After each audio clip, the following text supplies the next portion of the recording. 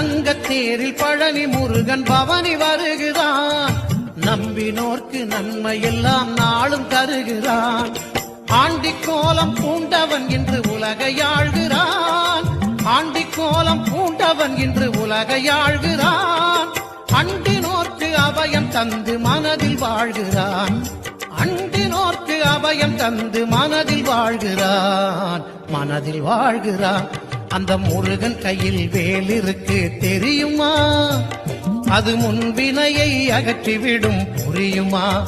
வேலை வணங்கி வந்தால் கிடைக்கும் பலன் கொஞ்சமா? தாளை பணிந்து விட்டால் விதியும் நம்மை மிஞ்சுமா?